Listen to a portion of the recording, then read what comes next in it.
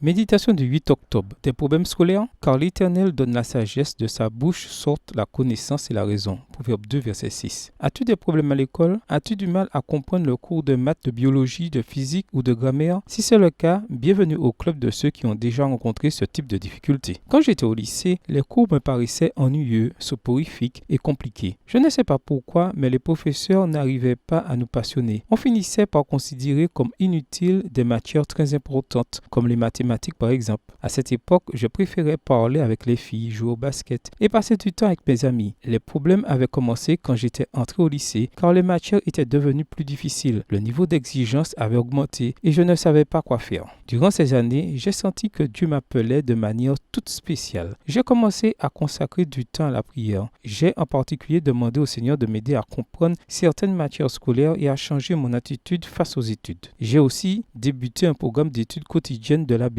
Tu ne me croiras peut-être pas, mais bien qu'étant né dans l'Évangile, je n'avais jamais lu les Écritures intégralement. Je connaissais les textes, mais je n'avais pas pris le temps de les méditer. Avec ces moments de prière et d'étude de la Bible, ma vie a commencé à changer, en particulier à l'école. Peu à peu, j'ai commencé à comprendre les cours que je détestais tant. J'ai aussi pris l'habitude de lire et cela m'a apporté beaucoup de bénédictions. L'école est devenue une grande source de satisfaction. Étudier s'est transformé en l'une de mes activités les plus agréables. Et pendant plusieurs années, j'ai passé mon temps dans les livres, à lire, à étudier et à travailler les cours des professeurs. Cependant, je ne pouvais pas oublier que tout avait commencé lorsque la prière et la lecture de la Bible étaient devenues une habitude quotidienne. As-tu de mauvaises notes à l'école? Y a-t-il un cours que tu ne comprends pas? Fais-tu partie des élèves faibles de la classe? Ne sois pas mal à l'aise. Je me suis déjà trouvé à ta place. C'est pourquoi je t'encourage à t'agenouiller devant le Seigneur et à lui raconter tout ce qui t'arrive. Dis-lui ce que tu ressens, il te comprendra et te donnera des solutions. Si tu ajoutes à cela la lecture quotidienne de la Bible, tu verras très vite des résultats positifs dans ta vie. Bonne journée à toi et que le Seigneur te bénisse.